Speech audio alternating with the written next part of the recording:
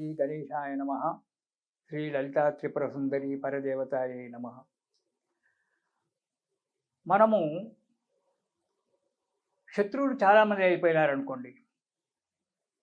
లలితానామాలలోనే మనం ఇంకో రెమెడీ చెప్పుకుంటున్నాం. శత్రు బలగం ఎక్కువైపోయింది. మనం చూసి ఓర్వలేనటువంటి వాళ్ళు ఎక్కువైపోయినారు. ఉంటారు కదా లోకంలో చాలామంది ఉంటారు. మనం కొద్దిగా మంచి స్థితిలోకి వచ్చినటువంటి ఓర్వలేని వాళ్ళు ఉంటారు. అప్పుడు ఎవడో ఒకడు వచ్చి డబ్బు అడగడము, ఏదో సహాయం చేయడం అంటారు. అది మనం కాదంటాము. దానివల్ల వాడికి శత్రుత్వం ఏర్పడుతుంది. ఇలా శత్రుత్వం ఏర్పడుతూ ఉన్నప్పుడు మనం ఏం చేయాలి అంటే దానికి భయపడకూడదు. అమ్మవారు 4 చేతులతో ఉంటుంది. చతుర్బాహు సమన్విత అని చెప్పాడు లలితా త్రిపుర సుందరిని. 4 చేతులు ఉంటాయి అమ్మవారికి. ఆ 4 చేతులలో 4 ఆయుధాలు ఉంటాయి. రాగస్వరూప పాషాఢ్య, క్రోధకారాంకు ఇక్షుకోదండము, క్రోధాకారాంకుశో జ్వల మనోరూపే ఇక్షుకోదండ పంచతన్మాత్ర సాయిక అని చెప్తాడు లలితానామాలలోని.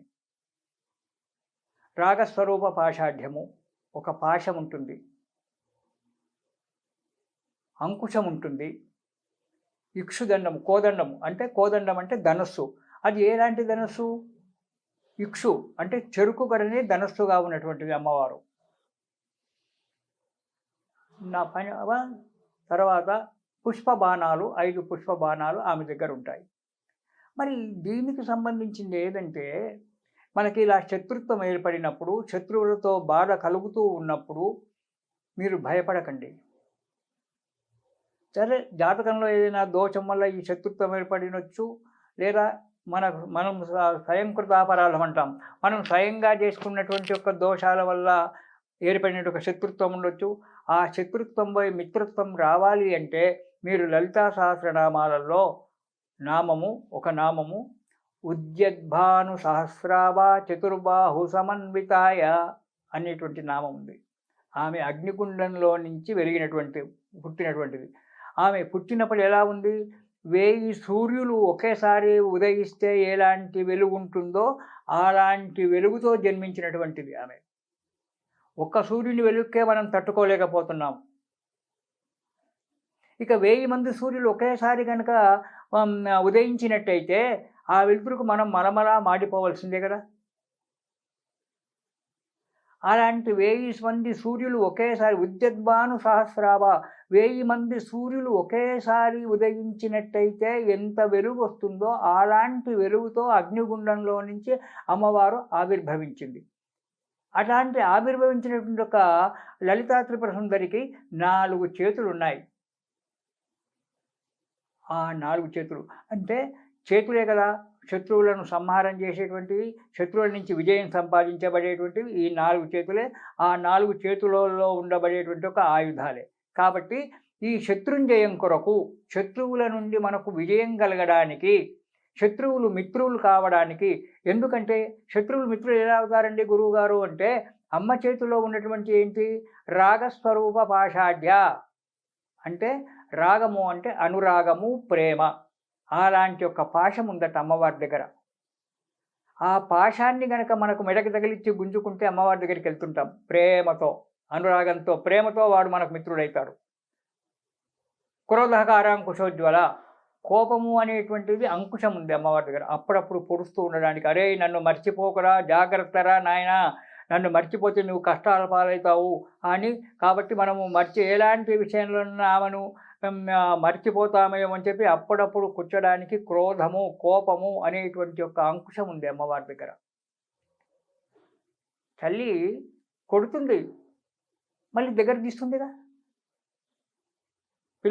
కొట్టగానే పిల్లవాడు ఏడుస్తూ ఉంటాడు. ఏడ్చిన పిల్లవాడు ఏం చేస్తాడు? పారిపోడు. ఆ తల్లినే బిగ్గర పట్టుకొని ఏడుస్తాడు. కొట్టిన తల్లినే బిగ్గర పట్టుకొని ఏడుస్తాడు. ఇది చూడండి, ఒక చిన్న పిల్లవాడు అల్లరి చేస్తున్నాడని చెప్పి తల్లి కొడుతుంది. కొడితే ఆ పిల్లవాడు పారిపోయి ఎక్కడో కూర్చొని ఏడవడు. ఆ తల్లిని బిగ్గరగా పట్టుకొని అమ్మ అమ్మ అమ్మ అని ఏడుస్తున్నాడు. తల్లి కొడుతుంటే కూడా అమ్మ అమ్మ అని ఏడుస్తాడు. అలాగే మనము కూడా మర్చిపోతామేమో అని చెప్పి తల్లి కొట్టినప్పుడు ఆ తల్లిని మనం బిగ్గరగా పట్టుకొని, లలితా త్రిపుర సుందరి దేవిని బిగ్గరగా పట్టుకొని ఏడ్చినట్టయితే ఈ శత్రుపీడ పడుతుంది. ఇలాంటి అంకుశం ఉంది అమ్మవారి దగ్గర. పోతే ఇక్షు కోదండము, ఆమె ధనుస్సు ఇక్షుదండం, చెరుకు గడ.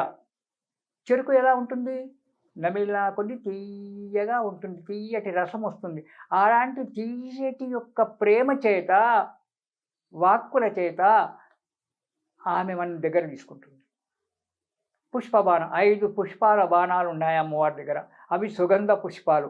ఆ బాణాలు 5ని సంధిస్తుంది. అలాంటప్పుడు శత్రువు మనకు మిత్రుడు అయిపోతాడు.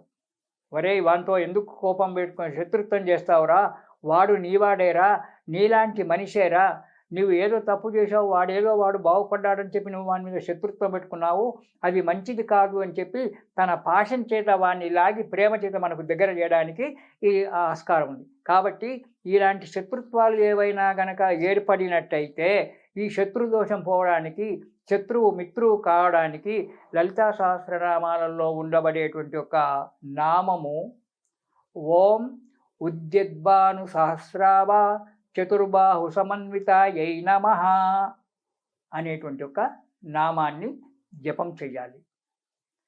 ఒకటి చెప్పేది ఏంటంటే, మీరు జపం చేసేటప్పుడు మీకు వీలు చూసుకొని ఒకసారి లలితా సహస్రనామ పారాయణం మొత్తం చెయ్యండి.